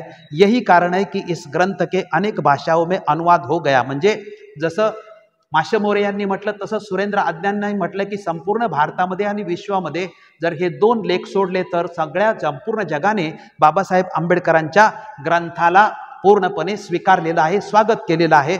परंतु कुछ परंपरावादी पुराणपंथी दकियानुसी और तथाकथित अध्यात्म की दलदल में फंसे लोगों को इस ग्रंथ से बहुत बेचैनी होती है। इन लोगों में सामान्य लोग भी है और कुछ भिक्खू भी है। लुधियाना जवळचा जो भिक्खू आहे त्याने काय म्हटलेलं आहे, भदंत नंदवर्धन बोधी, लुधियाना जवळ तक्षशिला बुद्ध महाबुद्ध विहार, हा प्राध्यापक भदंत नंदवर्धन बोधी आहे। कुछ प्रश्न कुछ उत्तर याच्या 68 पेजवरती त्यांनी लिहिलेलं आहे की डॉक्टर आंबेडकरने अनेक शंकास्पद गोष्टीचा ग्रंथात समावेश केलेला आहे. त्याचे स्पष्टीकरण मनमानी स्वरूपाचे मनगडंत आहे, त्रिपिटकाच्या विरोधातील आहे असं म्हटलेलं आहे. सुरेंद्र आज्ञात लिहिलं है कि मेरे सामने एक पुस्तक पड़ी है, ब्रह्मछेदिका भाग नंबर 1. इसके लेखक है प्राध्यापक भदंत नंदवर्धन बोधी. इस पुस्तक के लेखक के विचार के 1-2 नमूने नीचे प्रस्तुत है. बाबा साहब ने अपने ग्रंथ में कई शंकाओं के लिए स्थान प्रस्तुत दे रखा है और जो समाधान बाबा साहब ने दिया है वह त्रिपिटक साहित्य के विपरीत तथा मनगढ़ंत है. इसका भाव यह है कि बाबा साहब ने जो कुछ लिखा है उस पर शंकाएं उठना स्वाभाविक है और उन शंकाओं के उत्तर जो बाबा साहब आंबेडकर ने दिए हैं वे मनगढ़ंत है और त्रिपिटक साहित्य के विपरीत है. म्हणजे काही भिक्खू पण असे आहेत की जे बाबासाहेब आंबेडकरांचं म्हणजे त्रिपिटकाला अधिकृत मानतात आणि बाबासाहेब आंबेडकरांच्या ग्रंथाला ते अधिकृत मानत नाहीत आणि बाबासाहेब आंबेडकरांचा ग्रंथ हा नास्तिकवाद निर्माण करतो किंवा त्रिपिटकाच्या विरोधामध्ये आहे असा मांडण्याचा प्रयत्न करतात. त्याच्यामधला हा जो एक आहे हा एक भिक्खू आहे. त्यामुळे बाबासाहेब आंबेडकरांच्या ग्रंथाची छपाई, बाबासाहेब आंबेडकरांच्या ग्रंथाचं जे प्रकाशन आहे आणि बाबासाहेब आंबेडकरांच्या ग्रंथाचं परीक्षण आहे, हा ग्रंथ निर्मितीच्या प्रक्रियेचा भाग असला, ग्रंथाच्या अगोदरच्या पार्श्वभूमीचा भाग असला तर हे जर आपल्याला माहीत नसेल तर ग्रंथ समजण्यासाठी आपल्याला उपयोग होऊ शकत नाही. त्यामुळे हा आपला धर्मग्रंथ आहे, या धर्मग्रंथाची आपल्याला पूर्णपणे माहिती असली पाहिजे.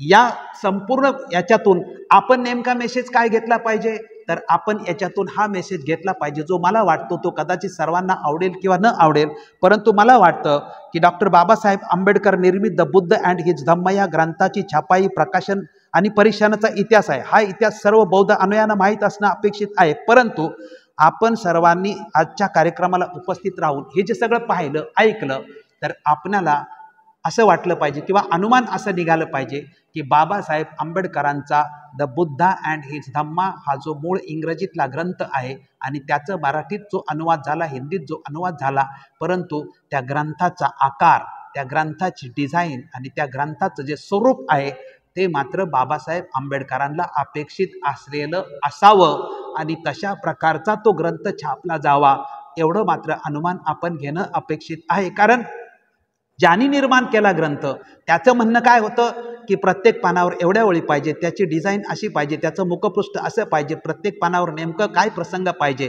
मग जेनी वॉंगचं पुस्तक जे आहे त्याच्या डिझाईन कशा आहेत हे सगळं बघूनच तो ग्रंथ प्रकाशित झाला. तर तो धर्मग्रंथ बाबासाहेब आंबेडकरांना जो अभिप्रेत आहे, जो अपेक्षित आहे तशा पद्धतीचा होईल. अशाच पद्धतीने आपण जो आजचा जो आहे ग्रंथ छापाई, परीक्षण आणि प्रकाशन याचा मुद्दा पाहिला, हा विषय आपण या ठिकाणी पाहिलेला आहे आणि ह्या विषय संपूर्ण तुम्ही ऐकला त्याबद्दल तुमच्या सर्वांचं या ठिकाणी मी आभार मानतो आणि आज हा कार्यक्रम इथे संपला असं जाहीर करतो. धन्यवाद. जय भीम, जय अशोक, जय बुद्ध, जय भारत.